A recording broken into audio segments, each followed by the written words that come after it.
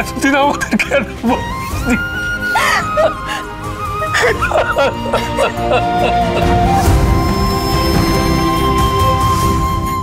টাস করে একটা দিতে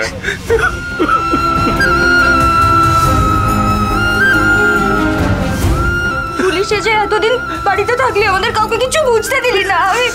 আমি কিন্তু বুঝতে পেরেছিলাম। আমি বলেছিলাম দাদা ভাই, আমি বলেছিলাম না অঙ্কিত বাবু, আমি বলেছিলাম না। জানো এটা কত কষ্ট হয়েছে জানো? বিগ ব্রো, জুনি, দাদান, পিসিয়া, আমাদের কথা তো ছেড়েই দিলাম। পুলিশে যে সবটা দেখে গেলে, আমাদের কাউকে কিচ্ছু বললে না তুমি। হ্যাঁ, এতগুলো দিন আমি দিশাহারা হয়ে এদিক ওদিক ঘুরে বেরিয়েছি চাকরির জন্য। তুই দেখলি কিছু বললি না? একবারও বলিসনি তুই।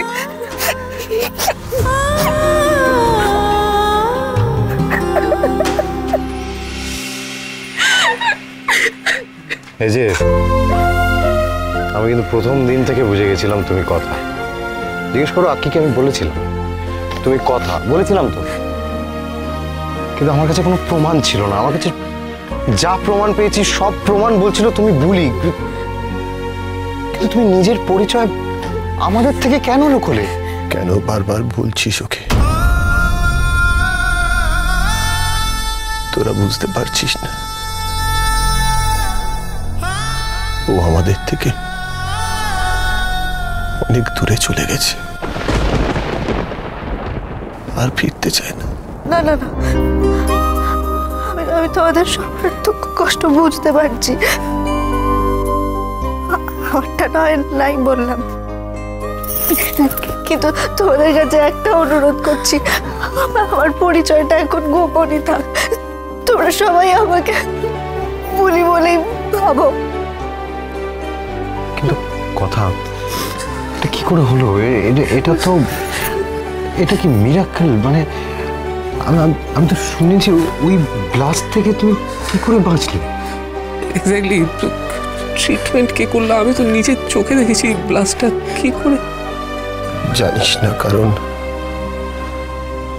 আমাদের কিছু জানাতে চাইনিও। ফিরতে চাইনি আমাদের কাছে। আপনি ছাড়া আমার আর ফেরার জায়গা আছে বাচক বসে?